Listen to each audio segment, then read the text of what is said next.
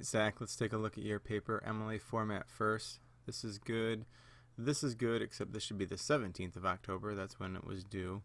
It's an okay title. It's all right. So you start off with a definition of bipolar, and then you kind of move on from here. The organization of your introduction isn't bad, Zach. You pretty much do everything that you're supposed to do in here.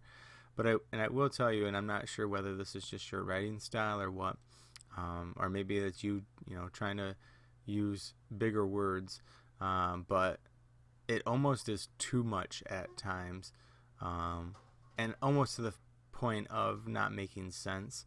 And I'll give you one good example here. So, why would Macbeth, a noble, kind-hearted man who was destined to become king, abuse his power after taking the crown from an obliging king? So why would he abuse his power after taking the crown from an obliging king? Like, it's almost like Duncan was like, "Oh, here, just take my crown." I don't know, that word just seems wrong for the king. And then you use words like off the charts, surreal. Well, if something's surreal, it's not necessarily off the charts. Like, it's just surreal. And I don't even know if that's a proper description of morale. His morale is surreal in a way that makes him feel invincible. So, and there's just some word choice in here. I like that you tried to use bigger words and whatever, but it almost gets bogged down. I almost want you to get straight to the point. His course of action in resolving a problem, executing anyone who threatens his power, reveals his improper judgment. Now, that's a good sentence. I mean, you're using bigger words and whatever. So, and this is what scares me. That's the British way of spelling behavior. So, that's intriguing. Now, if he has mixed feelings, why did you only list one feeling? Feeling of distraught. So, he believed to have suffered from bipolar disorder, mostly stress after Duncan's assassination, and havoc deeds towards others. Like, that doesn't make sense. Havoc deeds towards others. Concluding, blah, blah, blah, blah. Okay. So, your thesis statement is off. And I don't necessarily care that you waited all the way to down here to talk about things he suffered from. I feel like you should use that a little bit sooner. And then your thesis should be closer to how did this really affect him? Obviously affected in the things that he did with the deeds here, but I think you gotta maybe make that a little bit more clear. Alright, so bipolar disorder. This first body paragraph, I'm having a hard time with this because you said he felt impaired judgment, capricious feelings, absurd fearfulness, and a shift in his opinions. But I don't know if it's really clear what this symptom, this paragraph symptom is about, because down here you talk about overconfidence and the feeling of invulnerability, which I think fits well with this, but that really isn't one of these unless you're talking about being capricious, but it's never really stated in here what your thing, because up here it almost seems like confidence is really your and overconfidence is your symptom. So you need to be really clear with what this is going to be up here and for your topic sentence here. And this, again, if it's about confidence and overconfidence, this is a good topic sentence. Words like ludicrous, that doesn't fit with the tone. They can experience depression but then have confidence. So yeah, their emotions swing wildly.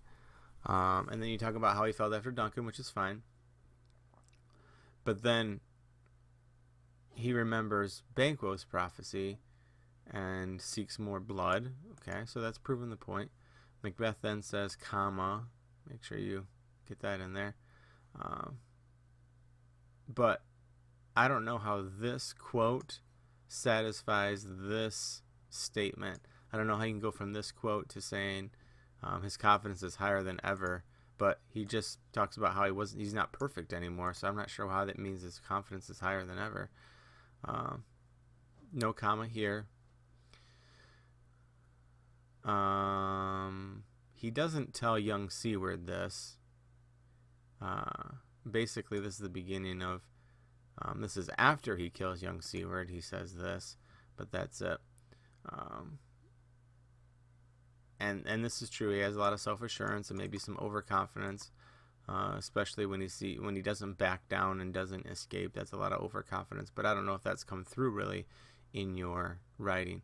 So be real clear what the paragraph is about. Have a strong transition into the next main point here before you move on. All right. So this is about impaired judgment, I'm assuming. No comma here. You only need a comma conjunction with 2 complete sentences there. You don't need to capitalize blemish. So his judgment is challenged. This can impact a victim with bipolar disorder, but making someone act abnormally. How about a citation for that? I don't know if you really knew that before you looked at this paper, so you need a citation. I don't know if there's a proper way to say this. It's a way for him to say he can't turn away from killing more people. It's not like he's saying, killing isn't that bad. He's just saying, I've killed enough people that I can't just not do it anymore. So you might want to look at that. Deciding to kill even more people after Duncan was a horrible settlement on maintaining his crown. No commas here at all. Again, I don't know if that really makes sense. A horrible settlement on maintaining his crown. This is a run-on sentence here. No comma here. And I would love to see a quote on this, that he doesn't really feel like Macduff is a potential threat to him. I'd like to see him say that, because I don't think he really says that in the play. And this is true, and this is kind of leaning towards your thesis statement, which, if you had a better one, might be the idea that because he's seeking power, his decisions are altered, that sort of thing. And you could use that. And again, you need to have a strong transition statement to the next statement. So there's behavior again, spelled like the British way. I'm not exactly sure why. All right, so this one about changing behavior and opinion, I would probably put this first, since it seems like chronologically one of the first things you should talk about, with how he originally felt about killing Duncan compared to when his wife gets involved and tries to convince him. And I would set that up a little bit.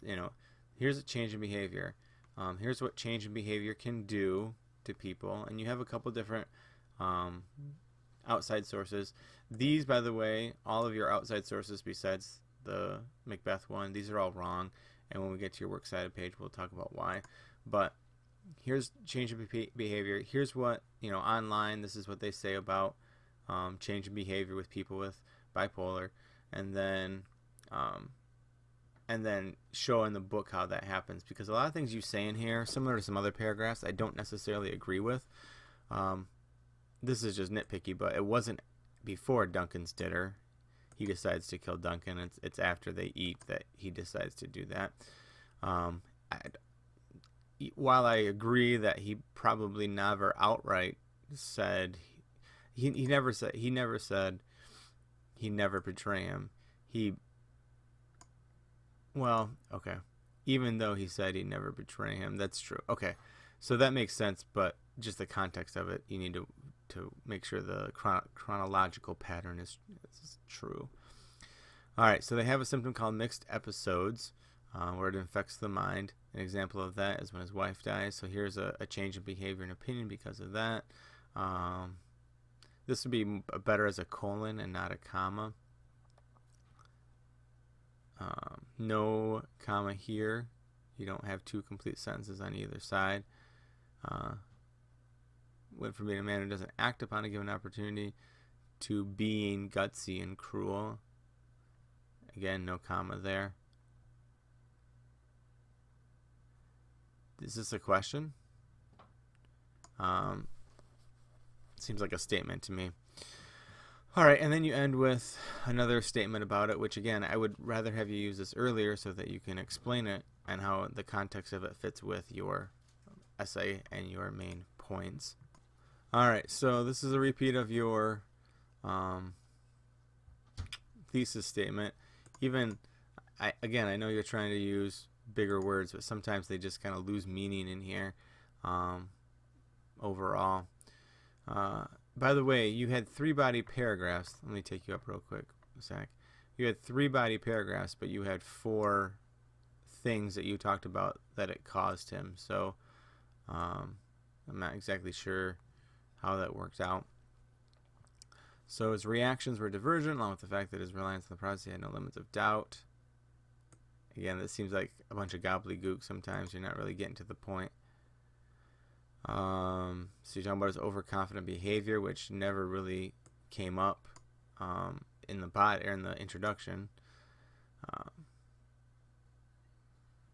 So I would love to see a little bit more about a little bit more specific things that you talked about in the paper. So you're summarizing them specifically.